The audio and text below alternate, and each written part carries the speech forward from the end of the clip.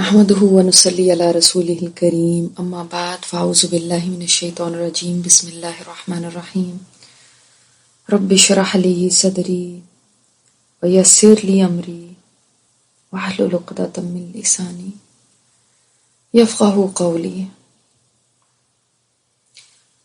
اللهم انفعنا بما علمتنا وعلمنا ما ينفعنا وزدنا علما اللهم إنا نسألك علما نافعا وعملا متقبلا ورزقا طیبا آمین یا رب العالمین۔ چلیں دیکھتے ہیں ہمارا آج کا پروگرام۔ آج ہم اس کے بھی اختتام کی طرف جا رہے ہیں انشاءاللہ۔ آج اس کا پارٹ 8 ہم کریں گے، میری آخری سانسیں۔ اس وقت میرے گھر والے رو دھو کے چپ کر گئے ہوں گے اور عزیز و اقارب چند دن رہ کے وہ بھی گھروں کو چلے گئے ہوں گے۔ بچوں نے بھی صبر کر لیا ہوگا اور شوہر بھی کتنی دیر تک سوگ مناتے رہے ہوں گے۔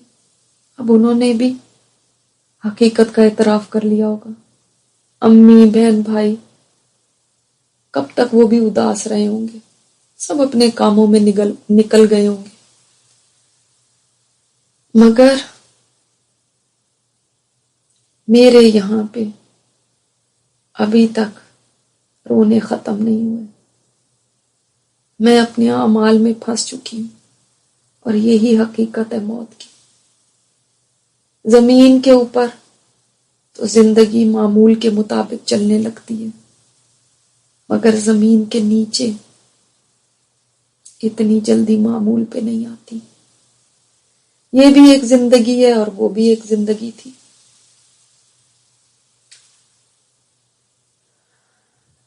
وہ زندگی اس سے الگ تھی جو میں آج گزار رہی ہوں، مگر ہے یہ بھی زندگی۔ یہاں پہ سونا بھی ہے، جاگنا بھی ہے، یہاں پہ خوشی بھی ہے، غم بھی ہے۔ اس نئی زندگی میں آرام بھی ہے اور مشقت بھی ہے۔ اس میں کبھی راحت ہے اور کبھی تکلیف ہے۔ سب انسان کے اعمال کے مطابق اس کے ساتھ چل رہا ہے۔ اس زندگی میں موت کو خاتمہ سمجھا کرتی تھی کہ کوئی مر گیا بس ختم ہو گیا، مگر مر کر آئے انسان کہاں ختم ہوتا ہے، وہ تو ایک دوسری دنیا میں چلا جاتا ہے جہاں ایک اور نئی زندگی شروع ہو جاتی ہے جس کو برزخی زندگی کہتے ہیں۔ کون کہتا ہے کہانی ختم ہو گئی؟ کہانی تو اب شروع ہوئی ہے۔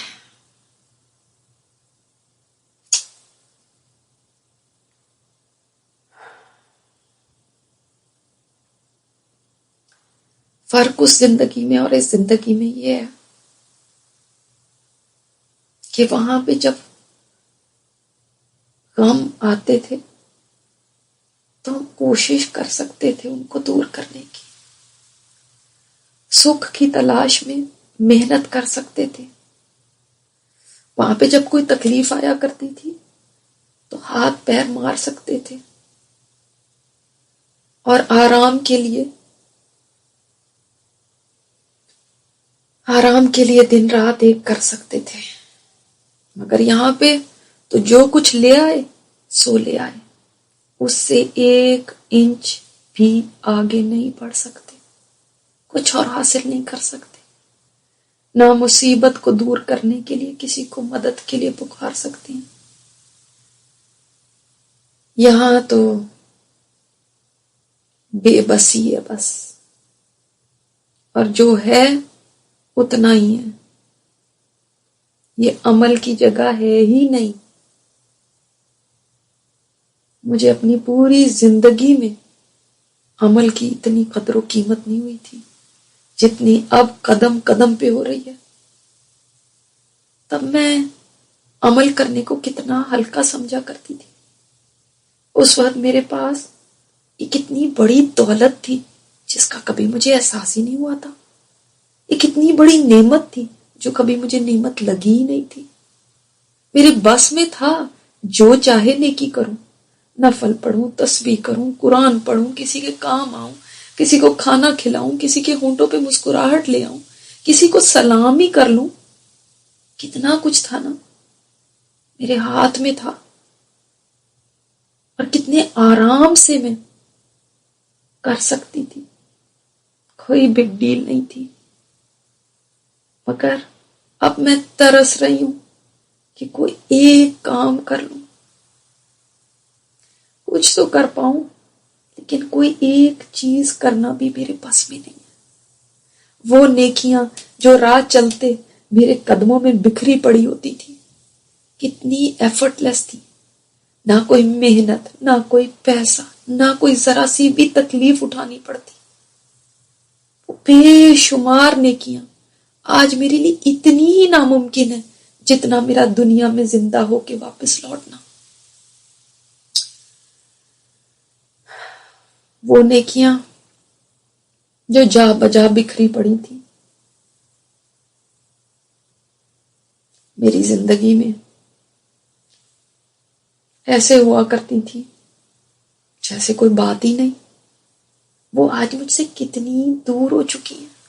میں نے کبھی ایسا نہیں سوچا تھا کہ میں لاکھ کوشش بھی کروں گی تو ان کو نہیں پا سکوں گی. آج ان تمام چانسز کی، ان تمام مواقع کی مجھے کتنی قدر آ رہی ہے، اور اس قدر شدت سے احساس ہو رہا ہے کہ میں نے کیوں نہ فائدہ اٹھا لیا.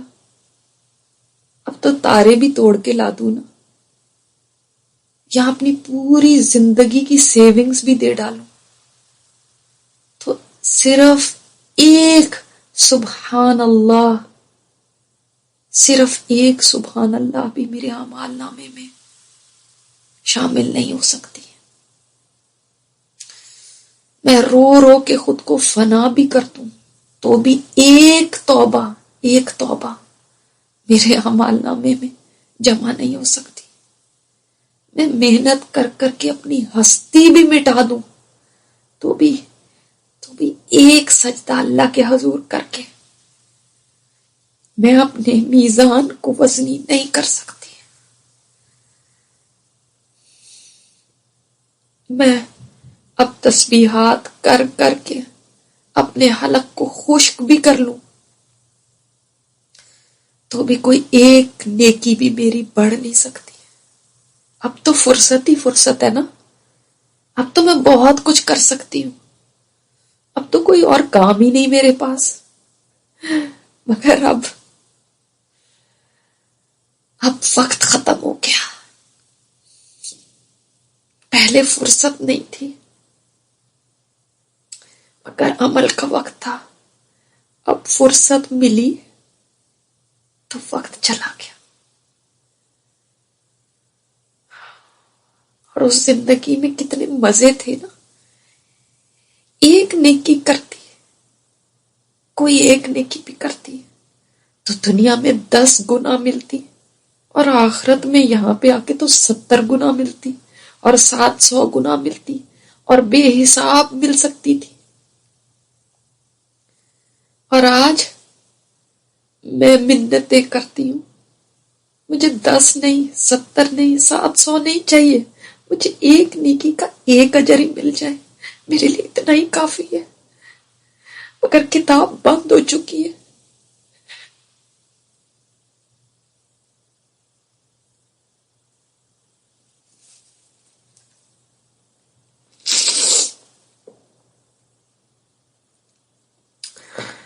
عمل کا دروازہ ہمیشہ کے لیے بند ہو گیا، کبھی نہ کھلنے کے لیے. یوں لگتا ہے کہ میں دروازے کے دوسری پار چلی گئی ہوں، اور اس پار آ کے اب واپس نہیں جا سکتی. اور عمل، اس کے مواقع پیچھے رہ گئے، دروازہ بند ہو چکا ہے. اب یہ میری پہنچ میں نہیں رہے.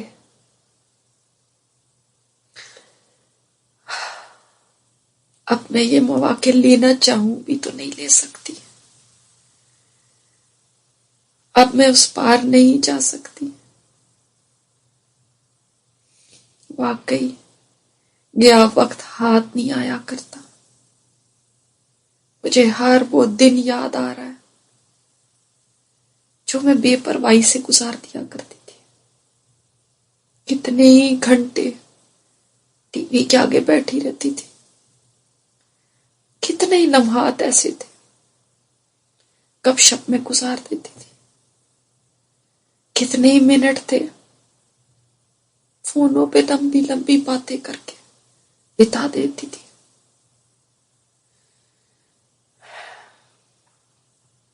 نیکیوں کے مواقع ملتے بھی تھے تو میں یوں ہی اتنی بے اتنائی برتتی تھی جیسے مجھے کبھی نیکی کی ضرورت ہی نہیں پڑنی، کبھی توجہ ہی نہیں دیتی تھی۔ کئی مواقع یا تو سستی کی وجہ سے گنوا دیے، یا توجہ ہی نہیں دی، یا بے فکری اتنی تھی۔ ظاہر ہے جب فکر ہی نہ ہو تو انسان یوں ہی جیا کرتا ہے، پھر وہ کہاں توجہ دیتا ہے، پھر وہ کہاں قدر کرتا ہے اس وقت کی، پھر اس کو کہاں وہ چانسز نظر آتے ہیں جو آج مجھے نعمت لگ رہی ہے، اس وقت کتنی بے قیمت لگا کرتی تھی، ورتھ لیس۔ جس وقت کو میں فار گرانٹیڈ لیتی تھی، جیسے کہ یہ عمل کا موقع، یہ چانس ہمیشہ یہیں رہیں گے، یہ کون سا مجھ سے چھننے والے ہیں، ایسا ہی تو سمجھا کرتی تھی۔ اف، میری قبر بڑی شدت سے مجھے پھر جکڑ رہی ہے۔ میں بہت سختی محسوس کر رہی ہوں، بہت تنگی۔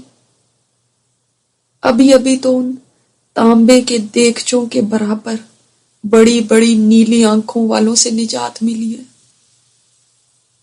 ان کی آنکھوں سے نکلنے والی چندھیا دینے والی چمک نے ابھی تک مجھے ڈرایا ہوا ہے، اور اب یہ ایک اور مصیبت، میرے قریب کھڑا ہوا میرا عمل بھی اتنا کمزور ہے کہ وہ بھی کچھ نہیں کر سکتا سوائے مجھے تسلی دینے کی اور میری تنہائی دور کرنے کے۔ میرا جسم اس جکڑے جانے سے ٹکڑے ٹکڑے ہو رہا ہے۔ ہائے، میں کس کو بلاؤں یہاں؟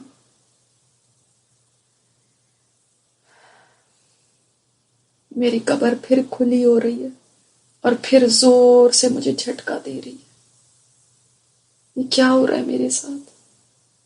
خدا کے لیے کوئی مجھے بچائے۔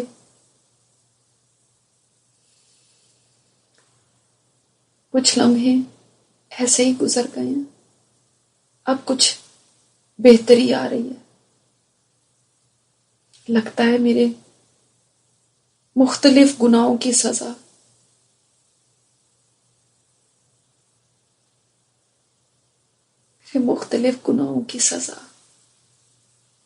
بار بار مجھے مل رہی ہے۔ یہ وہی سزا ہے، یہ وہی سزا ہے جو خبر سے ہی شروع ہو جاتی ہے۔ اگر یہاں یہ حال ہو رہا ہے تو سنا تھا قیامت کے دن تو عذاب بہت ہی سخت ہوتے ہیں، پھر وہاں کیا حال ہوگا؟ اب یہ کون آ گیا؟ اس کے ہاتھ میں تو گویا کوئی ہتھوڑا ہے، یہ بھی میری طرف انتہائی غصے سے بڑھ رہا ہے۔ نہیں نہیں، مجھے معاف کر دو، مجھے معاف کر دو۔ لیکن اس کو تو لگتا ہے کچھ سن ہی نہیں رہا، جیسے یہ بہرا ہے، گونگا ہے۔ کیا میری بات سمجھ نہیں رہے ہو؟ یہ میرے سر کی طرف کیوں آ رہا ہے؟ ہائے اللہ، اس نے اب وہ لوہے کا وزنی ہتھوڑا اٹھایا ہے اور ہوا میں بلند کیا ہے۔ نہیں نہیں، میری چیخ نکل گئی ہے، میں نے آنکھیں بند کر لی ہیں، مگر کچھ بھی نہیں ہو رہا۔ یہ کیا؟ میں نے آہستہ آہستہ دیکھنے کی کوشش کی، کوئی درمیانے سے لباس میں کمزور سا شخص کھڑا ہے اور اس کی شکل بتا رہی ہے کہ وہ نماز ہے. اس کو دیکھ کر ہی کوئی پہچان سکتا ہے کہ یہ نماز کی شکل میں کھڑی ہو گئی ہے. اس نے اس خوفناک شکل والے کو روک دیا. شکر ہے نماز، تو نے آج مجھے بچا لیا. ارے مگر میں کہاں بچی ہوں. وہ ہتھوڑے والا آدمی دائیں طرف سے میری طرف آ رہا ہے. نماز، جلدی سے دائیں طرف سے جا کے مجھے بچاؤ. مگر نماز تو اپنی جگہ سے ہل ہی نہیں رہی. یہ کہاں بچا سکتی ہے؟ یہ اتنی طاقتور کہاں ہے کہ مجھے ہر طرف سے بچائے؟ یہ تو میرے سر کے پاس کھڑی ہوئی ہے، اس کی حفاظت کر رہی ہے. ہائے میرے خدایا، اب میرا کیا ہوگا؟ میں نے خوف سے ایک بار پھر آنکھیں بند کر لی، مگر اب کی بار بھی مجھے کچھ بھی نہیں ہوا. آنکھ کھولی تو کوئی کھڑا تھا. کہہ رہا ہے میں تمہارا روزہ ہوں، فکر نہ کرو، میں ادھر سے اس کو نہیں آنے دوں گا. میں نے ابھی سکون کا سانس لیا ہی تھا کہ وہ خوفناک فرشتہ، جس نے شاید سوچ لیا کہ یہ میرا پیچھا نہیں چھوڑے گا، وہ اب روزے کے پیچھے ہٹانے کی وجہ سے دائیں طرف سے تو باز آ گیا، مگر بجائے واپس جانے کے اب دیکھو پلٹ کے بائیں طرف آ رہا ہے.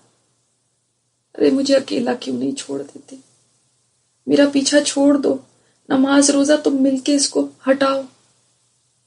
مگر دونوں بے بس ہیں، لگتا ہے بے بسی سے مجھے دیکھ رہے ہیں. یہ اتنے مضبوط نہیں ہیں کہ بائیں طرف سے بھی آ کے میری حفاظت کریں. اور یہ دیو جیسی مخلوق چلی چلی آ رہی ہے. خوف سے میری چیخیں بلند ہونے لگی ہیں. اگر وہ مسلسل میرے قریب آتا جا رہا ہے. میں نے چاہا ہے کہ میں بھاگ نکلوں، مگر میرے پیر میرے ساتھ نہیں ہیں اور کوئی جائے فرار نہیں ہے یہاں سے. اتنے میں مجھے کوئی خوبصورت چمکتی ہوئی چیز دکھائی دے رہی ہے. کوئی چمکتی ہوئی چیز آ رہی ہے اور اس نے آ کے اس خوفناک شکل والے کو پیچھے دھکیل دیا. کہہ رہی ہے میں تمہاری زکات ہوں. لو اب یہ یہاں سے ہٹا ہے تو میرے پیروں کی طرف چل دیا. یہ بھی کوئی سمت نہیں چھوڑا کہ جہاں سے نہ آئے. لگتا ہے کہ بس بہانہ ڈھونڈ رہا ہے، کسی طرف سے اس کو راستہ مل جائے، کہیں سے اس کو موقع مل جائے تو اپنا ہتھوڑا مجھ پہ برسا دے.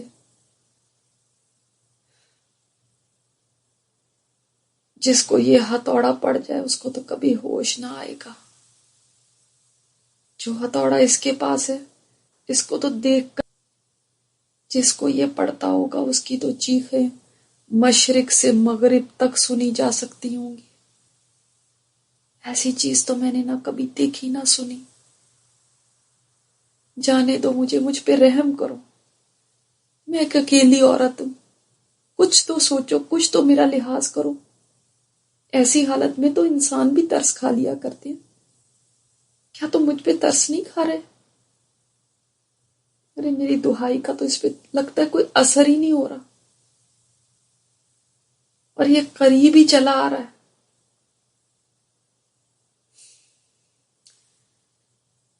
ایسے لگتا ہے میں نے تو کچھ بولا ہی نہیں،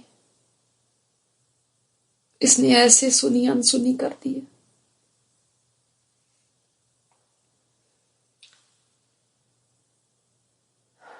میری کوئی بھی بات اس کو سنائی نہیں دے رہی اور یہ میرا کوئی لحاظ نہیں کر رہا. ویسے میرا لحاظ کرے بھی کیوں؟ میں نے اپنا خود ہی لحاظ نہیں کیا. یہ کیوں میری پرواہ کرے گا؟ جب میں نے خود اپنی پرواہ نہیں کی؟ یہ کیوں میرے اوپر رحم کرے گا جب میں نے خود اپنے اوپر رحم نہیں کیا؟ کاش میں اپنی زندگی میں یوں چیخ چیخ کے فریادیں کرتی اپنے رب سے، تو وہ ضرور آج مجھے نجات دے دیتا۔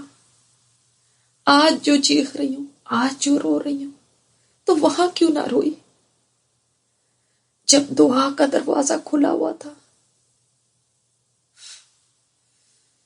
وہاں کیوں نہ مدد مانگی جب مدد کرنے کے لیے میرا رب تیار تھا؟ میرے پیاروں، اب کہاں ہو تم؟ کہاں گئے سب؟ یا اللہ تو ہی مجھے بچا۔ مگر دور دور تک کوئی نظر نہیں آ رہا، کوئی آہٹ تک نہیں ہے۔ وہ بالکل قریب آ پہنچا ہے، میں اپنے پیروں کے پار اس کو دیکھ پا رہی ہوں۔ اس نے لوہے کا ہتھوڑا بلند کیا اور ابھی یہ ہتھوڑا میرے اوپر پڑنے ہی والا ہے کہ مجھے ایک آہنی سا ہاتھ نظر آنے لگا ہے جس نے اس کو روک دیا۔ وہ اس سے کہہ رہا ہے ادھر سے راستہ نہیں ہے، کسی اور طرف سے جاؤ۔ اور یہ دیو جیسا فرشتہ اس کے کہنے پہ پیچھے ہٹ گیا اور یکدم کہیں غائب ہو گیا۔ تم کون ہو؟ میں نے اس آنے والے سے پوچھا۔ میں تمہارا صدقہ ہوں، تمہاری خیرات ہوں، تمہاری صلہ رحمی ہوں، تمہارا لوگوں کے ساتھ احسان کرنا ہوں۔ ارے شکر ہے تم آج آ گئے اور مجھے بچا لیا، ورنہ میں تو یہاں بے یار و مددگار پڑی تھی۔ میری تو چیخے سننے والا بھی کوئی نہ تھا، اور میں تو عذاب میں پھنسی ہی رہتی۔ مگر دنیا میں جو صلہ رحمی اور احسان میں نے کیا تھا اس کی کبھی کسی نے قدر نہیں کی تھی، کبھی کوئی پلٹ کے مجھے پوچھتا تک نہیں تھا۔ چلو آج مجھے اس کی قیمت وصول ہو گئی۔ اس وقت مجھے دکھ ہوا کرتا تھا کہ کیا فائدہ میرے اتنے حسن سلوک کا، میں کسی سے اچھا کرتی ہوں دوسرا پلٹ کے شکریہ نہیں کرتا، شکریہ تو چھوڑو احساس تک بھی نہیں رکھتا۔ مگر آج اس صلہ رحمی نے، اس لوگوں کے ساتھ احسان کرنے نے مجھے کیسا بچایا کہ جہاں پہ کوئی بچانے والا نہیں تھا۔ مجھے تو اب 1000 بار بھی کوئی کہے کہ ان رشتہ داروں سے حسن سلوک کرو جو تمہاری ناقدری کرتے تھے، تو میں 1000 بار کرنے کو تیار ہوں، اس لیے کہ یہاں جو اس عمل کی قیمت میں نے دیکھی ہے وہ سب سے بہتر ہے جو مجھے زندگی میں کبھی مل سکتا تھا۔ ان رشتہ داروں کی قدردانی کی صورت میں بعض رشتہ داروں اور بعض لوگوں کی طرف سے اتنی بدسلوکی ہوتی تھی اور میں ان کے ساتھ اچھا کرنے کی پھر بھی کوشش کرتی رہتی تھی، رشتہ داروں کے ساتھ بنا کے رکھنا چاہتی تھی، اور اس کی وجہ سے کئی دفعہ تکلیف اٹھانی پڑتی تھی۔ مگر اب مجھے لگتا ہے وہ کوئی مہنگا سودا تو نہیں تھا، یہ تو بڑی سستی چھوٹ گئی میں، ورنہ یہاں پہ ایسے نامانوس غیر انسانی مخلوق، ڈراؤنی شکلیں، کڑکتی گرجتی آوازیں، تنہائی، تاریکی، بند جگہ، بھلا میں کیسے یہاں پہ کوئی عذاب سہ سکتی تھی؟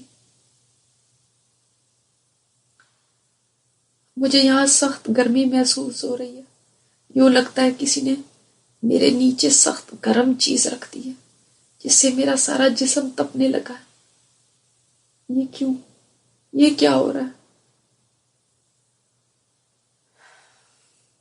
ارے مجھے اگر پتا ہوتا کہ میرے گناہوں کی سزا مجھے اس جگہ پہ ملنی ہے اور مجھے یہاں پہ بھگتنی پڑے تو میں کبھی نہ کرتی.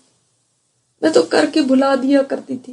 مجھے تو یاد بھی نہیں ہے میں نے کیا کیا کیا. اور ابھی تو میرا پورا اعمال نامہ کھلا بھی نہیں ہے. جب اس میں درج ایک ایک عمل سامنے آئے گا تو وہ دن پھر کیسا ہوگا. جب ایک ایک عمل کی پوچھ پڑتال ہوگی تب میرا کیا بنے گا. ابھی تو پہلی چیک پوسٹ پہ میری جانچ پڑتال کے بعد مجھے اوکے کیا گیا ہے. ابھی تو 3 سوالوں کے بعد ہی میری خلاصی ہو گئی ہے. آگے جب میری گاڑی جگہ جگہ پہ روکی جائے گی تب کیا ہوگا. اور جب ڈیٹیل حساب کتاب لیا جائے گا تب کیا بنے گا. ابھی تو صرف بیسک باتیں پوچھی گئی ہیں. ابھی تو ڈیٹیل میں کوئی گیا ہی نہیں.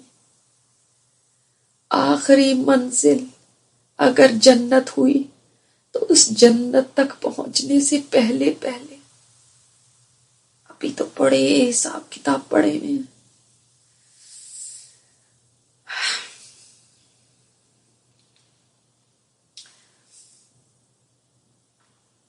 اور ہر مرحلہ پچھلے سے زیادہ سخت نظر آ رہا ہے. موت بڑا سخت مرحلہ تھی میرے لیے, بہت سخت تھی. میری پوری زندگی میں اس سے زیادہ سخت کوئی دن نہیں تھا. مگر جب قبر میں اتری تو دیکھا قبر تو موت سے بھی زیادہ سخت ہے. پھر اس کے بعد جب وہ 2 سوال کرنے والے آئے تو مجھے پتا چلا ان سوالوں کے جواب دینا تو قبر سے بھی زیادہ مشکل تھا. ہر دفعہ پہلے سے زیادہ ہی مشکل کھڑی ہوتی ہے. نہ جانے حشر میں اٹھنا کیسا ہوگا, اور نہ جانے حشر کی پوچھ گچھ کیا ہوگی, اور وہاں کا میزان کیسا ہوگا, اور پل صراط کیسا ہوگا. میں تو دنیا میں بڑے مزے کرتی پھرتی تھی. مجھے کیا پتا تھا آگے اتنی سخت گھاٹیاں, اتنا سخت مشکل وقت ہے.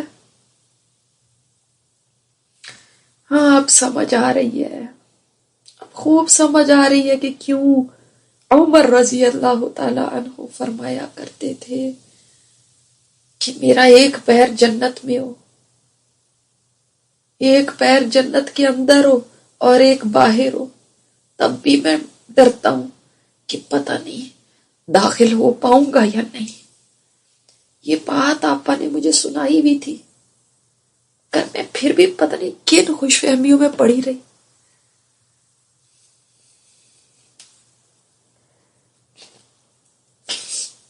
میرے نیچے گرمی تیز ہو رہی ہے اور بے چینی سے میرا برا حال ہو رہا ہے. اگر یہ درجہ حرارت اور بڑھتا گیا تو میرا کیا بنے گا.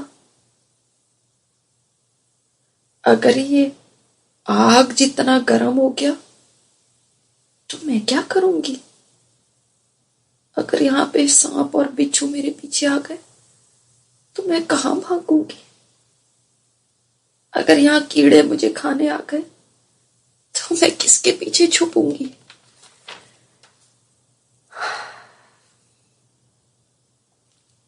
گرمی بڑھتی جا رہی ہے اور اب تو ناقابل برداشت ہو رہی ہے. مجھے چین نہیں آ رہا. ہائے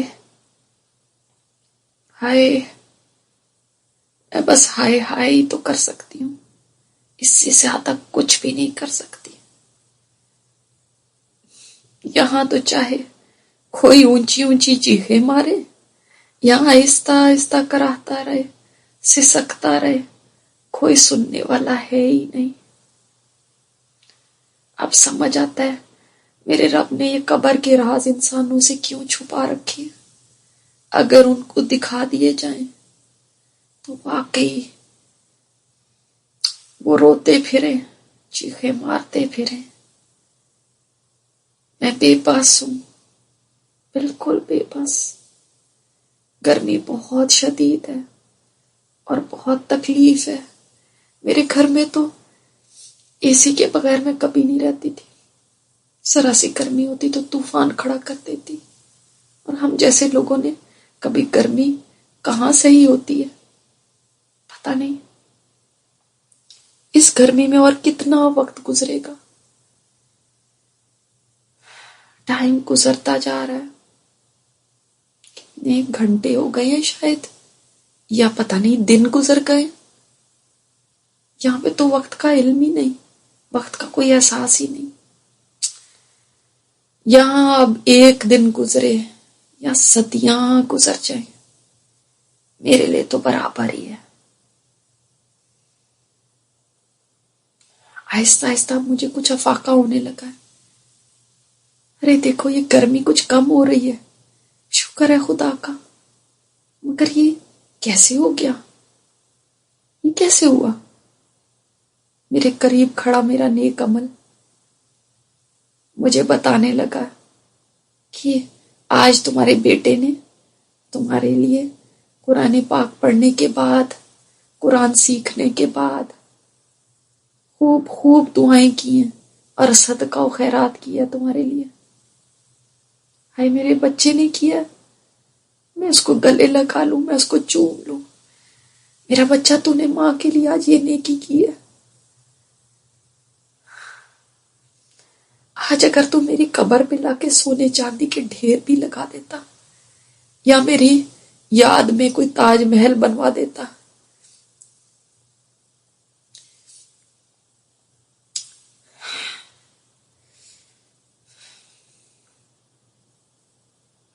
یا میرے لیے کچھ بھی کرتا، اس سب سے بہتر میرے لیے یہ تحفہ ہے جو تو نے آج نیک عمل کیا۔ تو جو بھی نیکی کرے گا اس سے مجھے یہاں پہ آسانی ہو جائے گی، اس سے میری نیکی میں اضافہ ہو جائے گا، اس کا فائدہ مجھے یہاں پہ قبر میں ملے گا۔ تجھے تو فائدہ ہوگا ہی، مجھے بھی فائدہ ہوگا۔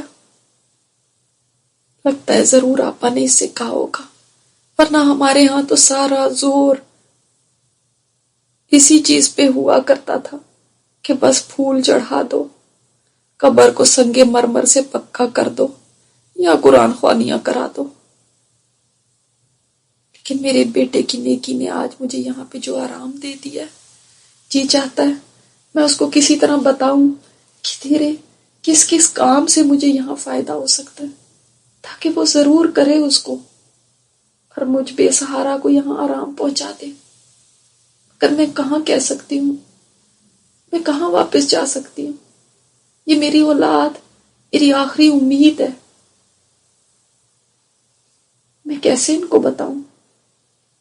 ہاں ایک بات ضرور ہو سکتی ہے، ہمارے پیارے نبی نے جو کچھ بتایا ہوا ہے کہ یہاں پہ کیا کیا کام آئے گا، اگر کہیں میرے بچے وہ پڑھ لیں تو میرا یہ پیغام ان کو خود بخود پہنچ جائے گا۔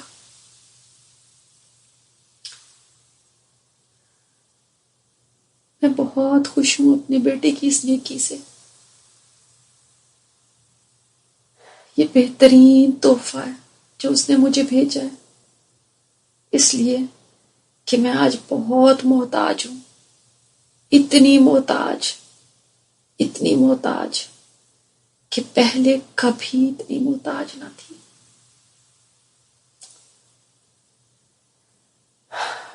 اللہ تعالیٰ ہمارا یہ وقت آسان فرما دینا،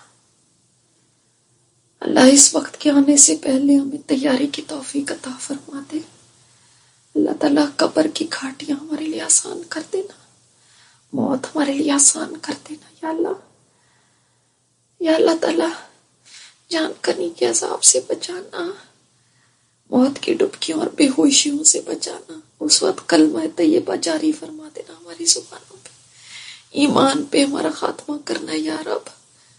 یا اللہ قبر بڑی مشکل جگہ ہے، بڑی مشکل جگہ ہے اللہ، اس میں تو ہمارا حامی و ناصر ہو جانا، ہمارے قرآن کو ہمارا ساتھی بنا دینا، قبر کے بیچنے سے ہمیں محفوظ رکھنا یا اللہ تعالیٰ قبر کے بیچنے سے ہمیں محفوظ رکھنا. یا اللہ ہمارے نیک عمل کو وہاں پہ ہمارا مضبوط ساتھی بنا دینا. سبحانک اللہم و بحمدک نشہد ان لا الہ الا انت نستغفرک ونتوب الیک. السلام علیکم ورحمۃ اللہ وبرکاتہ.